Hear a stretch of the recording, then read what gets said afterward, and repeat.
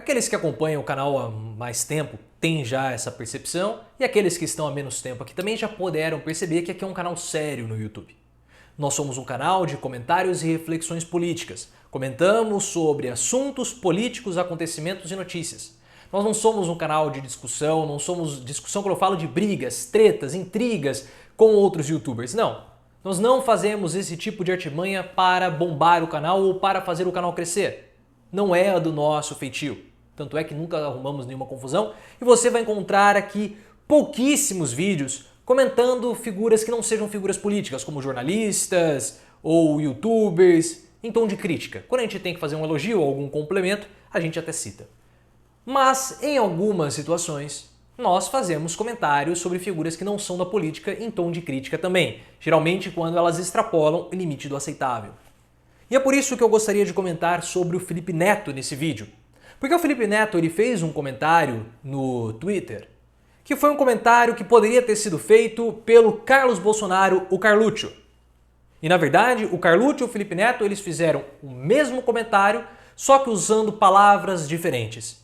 Então quando você tem alguém falando, endossando um comentário do Carluccio, mesmo sem querer, com palavras diferentes, mas com o mesmo pensamento, nós precisamos comentar. E o que o Felipe Neto falou, depois eu vou dizer o que o Carluccio falou, porque ambos estão tentando boicotar o surgimento de uma terceira via na política. E isso é muito ruim. E vamos mencionar, vamos falar tudo isso nesse vídeo. Primeiro eu gostaria de falar sobre o Carlos Bolsonaro. O Carluccio escreveu o seguinte: não existe terceira via, né? No caso na política. O que existe é uma segunda via. Tentando te dizer que é uma alternativa para prejudicar a única. Então não existe terceira via, o que existe é a segunda via, tentando dizer que é uma alternativa para prejudicar a única. E no caso, a única via é o Bolsonaro. O Carluccio falando isso, pelo fato de ser filho do presidente da República, até faz sentido. Porque você pode colocar num contexto de uma retórica política ou de uma narrativa eleitoral que ele quer dizer não há outra alternativa a não ser Bolsonaro. Então vocês podem formar outras chapas, outras vias, não interessa, não faz sentido. E quando você coloca, como eu falei, o Carluccio como filho do presidente, alguém que está disputando 2022 a reeleição, faz sentido. Agora, o Felipe Neto escreveu o seguinte, e ele escreveu recentemente, escreveu no dia 27 de abril. Eu acho reticências, que vão, grandes veículos, articular uma campanha bizarramente colossal para tentar forçar a terceira via, personificada numa figura de direita. E vão atacar o Lula, dia sim e dia também, até outubro de 22. Acho, em letras garrafais. Odeio teoria da conspiração. Quero estar errado. Assim, se você substituir as palavras Lula por Bolsonaro, você poderia tirar esse texto, esse tweet do Felipe Neto e acreditar que é do Carluccio, ou da Carla Zambelli, ou de qualquer bolsonarista. Vamos substituir a palavra Lula por Bolsonaro e vejam se não é a mesma coisa. Eu acho que vão os grandes veículos articular uma campanha bizarramente colossal para tentar forçar a terceira via, personificada numa outra figura. Vamos tirar o de direita aí. Ou uma figura de esquerda, né? Para deixar bem parecido. E vão atacar o Bolsonaro dia sim, dia não, até outubro de 22.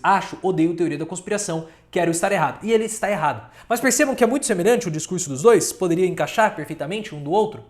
O que o Felipe Neto, ele está errado, esse discurso aqui é um grande problema. E vamos explicar alguns pontos. O primeiro deles é que assim, não tem como você forçar uma terceira via. A mídia não consegue criar um candidato. Não é assim que funciona uma candidatura política.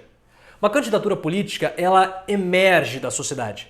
Você tem uma figura que começa a despertar grandes interesses, começa a arrebanhar a população por uma certa identificação, e aí ela começa a aglutinar pessoas e ela ganha o seu espaço de um modo natural. Não tem como você forçar ninguém, porque se você forçar, você não tem identificação. Como a própria palavra diz, fica forçado.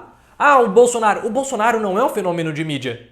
Ele conseguiu ter destaque ao longo de muitos anos na televisão por conta das polêmicas que ele falava, mas as polêmicas do Bolsonaro traziam audiência, então aquilo que ele falava reverberava, era natural. E ele aparecia na televisão e ele surgiu como candidato. Ele não foi forçado pela mídia. Ele começou a ganhar cada vez mais espaço, cada vez mais pessoas foram se identificando com ele e depois de um longo período, em 2018, ele emerge como sendo um candidato viável e venceu a eleição. A mesma coisa com o Lula. Líder sindical, participava das greves, lutou contra a ditadura, foi aparecendo, surgiu e venceu. É assim que surgem as candidaturas. Não tem como a televisão, uma grande mídia, forçar alguém. Ah, mas e o Sérgio Moro? O Sérgio Moro é uma outra história. E mesmo assim, o Sérgio Moro hoje, quem fala de Sérgio Moro, quem lembra de Sérgio Moro, não é a mais viabilidade de uma candidatura de Sérgio Moro hoje. Mas naquela época, em 2014, havia o interesse da população com a figura Sérgio Moro, porque ele estava investigando, ou melhor, investigando, na verdade, porque ele fazia parte da Lava Jato, investigando e julgando crimes da Lava Jato, que foram crimes que traziam a atenção da população. Então o que a mídia fez? Ela deu holofotes para o Sérgio Moro. E ele conseguiu ter um destaque maior, mas havia o interesse da população com relação a essa figura. Ele emergiu. Da mesma forma, o Joaquim Barbosa, o interesse foi o mesmo da imprensa com o Joaquim Barbosa e com o Moro. Mas a questão social da Lava Jato não resultou em Sérgio Moro, porque mesmo não podia, porque ia ficar estranho, poxa, o rapaz julgou e depois saiu como candidato, então ele estava tentando prender os seus adversários políticos. E mesmo ele não saindo como candidato, isso acabou ficando muito claro agora e o prejudicou, tanto que ele sumiu. A Lava Jato acabou resultando em Bolsonaro, da mesma forma que a Operação Mãos Limpas lá na Itália resultou no candidato de direita e alguém que negava a política, como o Bolsonaro nega. Então essa é a questão, não tem como a mídia forçar um candidato, ele aflora. E há um problema disso, né? Esse lado meio fascistoide por parte de algumas figuras da esquerda, que nós temos que ter uma união das esquerdas, não podemos ter uma terceira via, dissidências de partido, e por que não? É importante que haja sim uma terceira via, e não importa se essa terceira via vai ser o Dória, o Mandetta, o Ciro, o Boulos, ela tem que ter. É importante para a nossa democracia, porque a nossa democracia já se demonstrou como não sendo uma democracia boa. Porque nós participamos lá durante alguns segundos na hora de votar e depois ficamos parados observando a democracia acontecer. Olha o que está acontecendo. Nós temos mais de 100 pedidos de impeachment, que é algo democrático, que é algo previsto na Constituição, e o Arthur Lira não lê nenhum. Ah, ele já leu, ele falou que tem 95% que são inúteis. Tudo bem, mas nós temos 5% de pedidos de impeachment que tem embasamento. Então, democraticamente, parcelas da sociedade solicitaram o impeachment de Bolsonaro e nós não podemos fazer nada.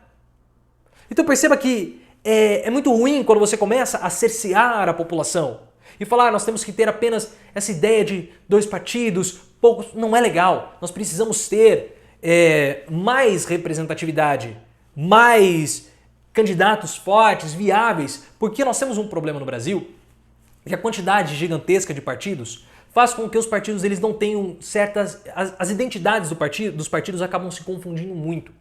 Isso vai ser uma coisa boa da cláusula de barreira. Nós vamos reduzir a quantidade de partidos e aí nós vamos poder identificar claramente quem são os partidos de esquerda. Olha, esse é um partido de esquerda, esse é um partido de centro-esquerda, esse é um partido de centro, esse é um partido de centro-direita e esse é um partido de direita. Então a população ela consegue se identificar melhor com tudo isso.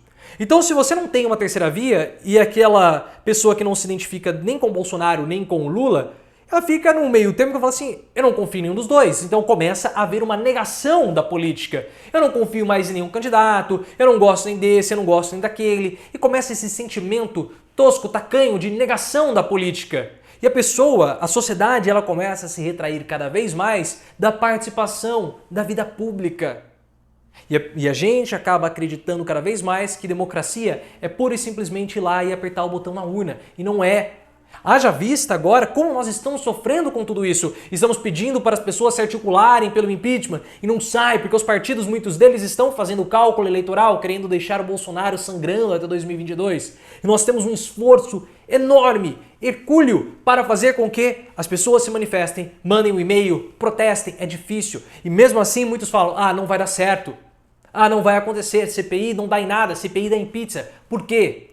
Porque elas não conseguem enxergar as forças, as mobilizações tendo resultados práticos, porque há uma certa negação da política. E isso passa por esses cerceamentos de, inclusive, algumas figuras da esquerda, como no caso, esse comentário do Felipe Neto, que é o mesmo comentário, é a mesma mentalidade do Carluccio, só que do Felipe Neto é pior, porque a do Carluccio há uma justificativa eleitoral pelo fato dele ser um político e ser filho do Bolsonaro. Agora, do Felipe Neto, não tem. É um pensamento perigoso, é um pensamento que cerceia nesse momento que nós precisamos ter alternativas, nós precisamos ter um refresco à política.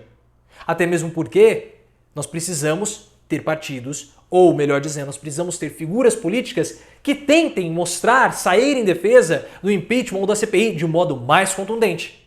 Porque agora, até o momento que nós vimos, foram apenas jogadas na frente dos palcos, mas nos bastidores, ninguém se articulando como deveria ser articulado. Mas eu gostaria de ouvir a sua opinião, ou no caso, saber a sua opinião, porque eu não vou ouvir, mas eu gostaria muito de ouvir a sua bela voz, infelizmente não dá, mas deixem aqui nos comentários o que você acha dessa posição do Felipe Neto. E também me siga no Twitter, @profileooficial.